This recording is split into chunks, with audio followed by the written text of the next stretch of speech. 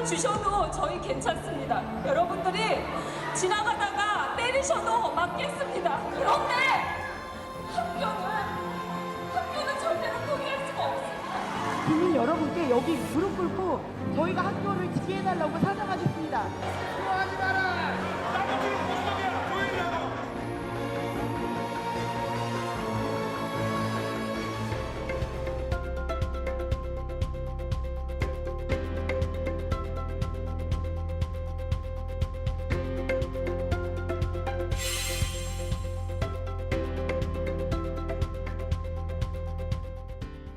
네, 5년 전에 무릎 꿇고 특수학교 설립 호소했던 장애 학생 부모들 기억하실 겁니다. 지금 어떻게 지내고 있는지 이경호 해설위원이 만나고 왔습니다. 안녕하세요. 안녕하세요. 그 학교 그때 당시에 갈등 굉장히 심했는데 열리긴 열렸군요. 네, 2018년 8월에 공사를 시작했고 2020년 3월에 개교를 했습니다. 현재는 초중고 과정에 한 180명 정도의 지적장애인들이 학교를 다니고 있습니다. 네, 지금 사진 나가고 있는데 교사도 예쁘게 지었네요. 네, 신식 건물이어서 아주 예쁩니다. 네, 편하게 좀 공부할 수 있으면 좋겠고. 그때 당시에 학부모 무릎 호소 후에 설립 공론화가 시작됐고 그 아이들도 다니고 있는 겁니까? 일부만 다녔고요. 사실 학교가 지어진 다음에는 새로 전학 온 학생들 혹은 또 신입생으로 입학한 초중등학생들이 다니고 있습니다. 네. 제가 직접 학교를 한번 다녀와 봤는데요. 보시면서 말씀드리겠습니다. 네.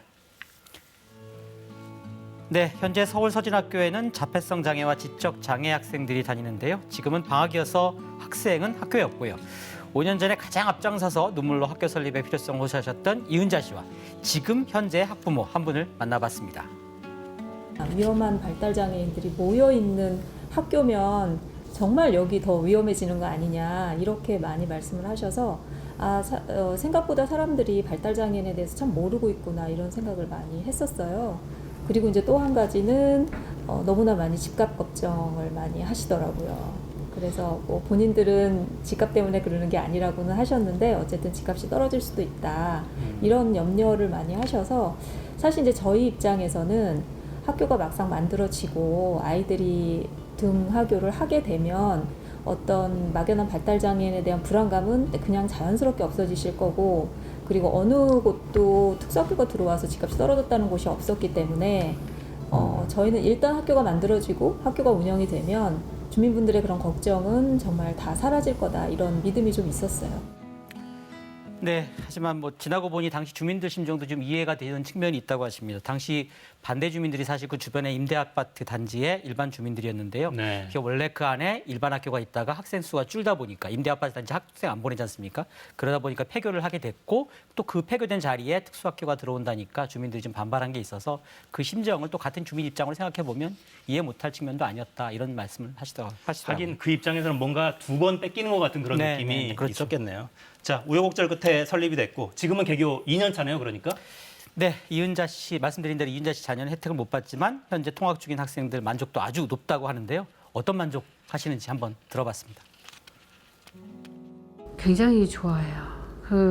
일단은 저희 아이는 지적 장애가 있는데 좋고 싫고를 알아요. 그래서 일단 시설이 너무 깨끗하고 좁고 넓고 좀 이렇게 답답함을 느끼거든요. 좁으면. 그래서 되게 자유롭고 다음에 이렇게 특별실 같은 게 나눠져 있어가지고 여기 안에서도 뭐 체육관, 뭐 뷰티실 다 나눠져 있으니까 그런 걸 이용하고 같은 발달장애를 가진 친구들이랑 생활하고 같은 또래 친구들이랑 그런 거를 굉장히 좋아하고 선생님도 일단 개별적으로 맞춰서 수업을 해주시니까 아이들이 정말 똑같은 아이는 하나도 없거든요.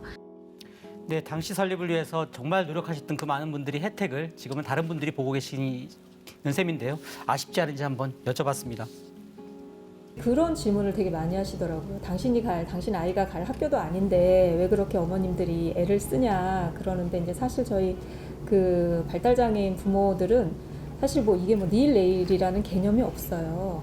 그러니까 이제 저희 아이는 성인이지만 학령기에 갈 친구들의 학교가 없으면 또 다 같이 애를 써야 되는 거고 또 성인 아이들한테 어떤 문제가 생기면 학령기 엄마들도 다 같이 애를 쓰고 이런 생각이어서 저희는 이제 뭐 그런 거에 대한 생각은 없는데 여기 학교가 이제 다 만들어지고 교장 선생님이 한번 학교 투어를 시켜주셨어요. 근데 학교가 너무 예쁜 거예요. 그래서 그때 처음으로 그 생각을 했어요. 지연이가 서진학교에 다녔으면 참 좋아했겠다. 여기 다니는 친구들은 참 좋겠다. 그런 생각이 들었어요. 네. 근데 학교 시설은 정말 좋네요. 근데 저런 특수학교가 여전히 많이 부족한 거잖아요. 현재 서울에 29개 정도가 있고요. 전국에 한 190개 정도가 있습니다. 하지만 네.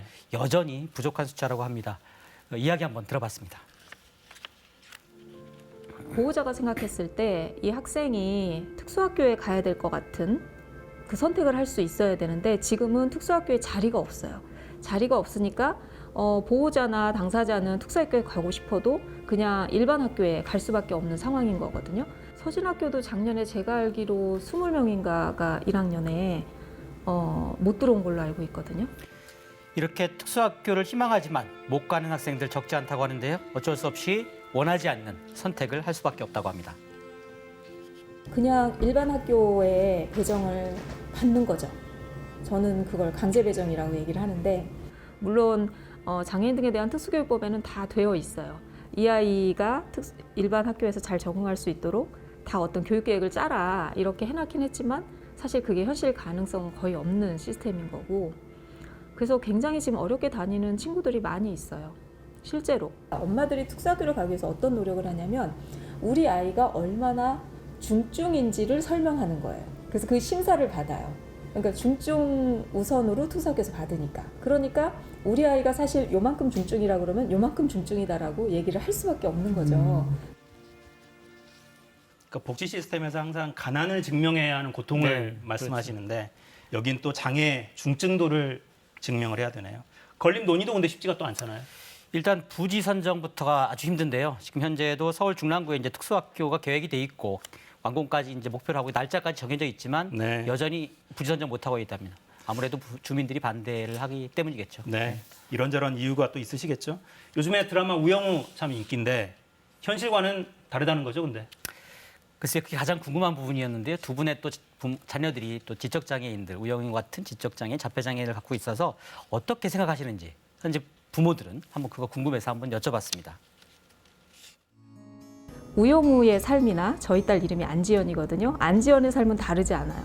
저는 그렇게 생각합니다. 왜냐하면은 우영우가 되는 거, 우영우로서의 자주적인 삶을 살 수 있는 거는 우영우 혼자의 그 능력이나 노력이 아니라 주위 사람들이 이 사람과 어떻게 호흡을 하는지가 어떻게 같이 살아가는지에 더 초점이 더 맞춰져 있어요.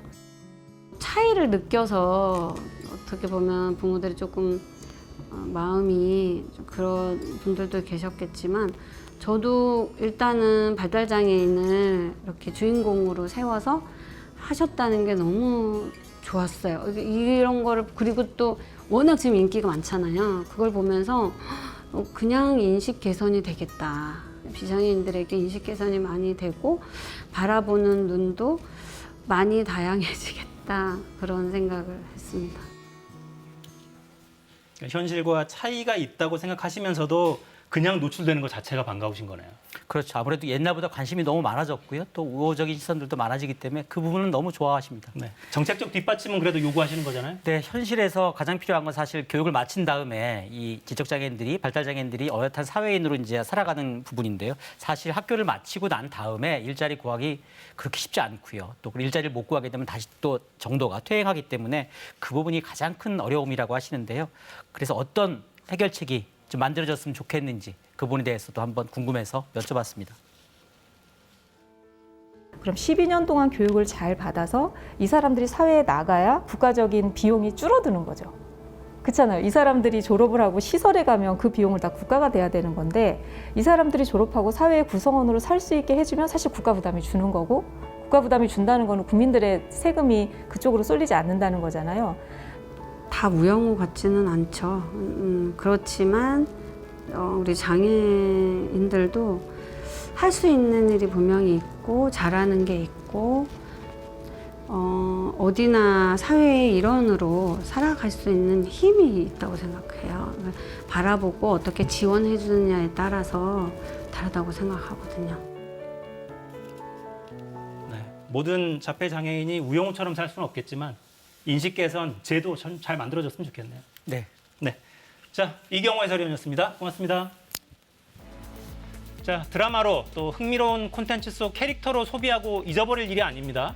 이 장애인들은 실제로 적지 않은 사람들의 가족이고 또 우리들 이웃입니다. 배우고 일할 권리, 또 그거에 기반이 될 이동할 권리, 왜 이렇게까지 어려워야 됩니까? 자, 이번 주 준비한 소식 여기까지입니다. 주말 시원하게 보내시고요. 월요일에 뵙겠습니다.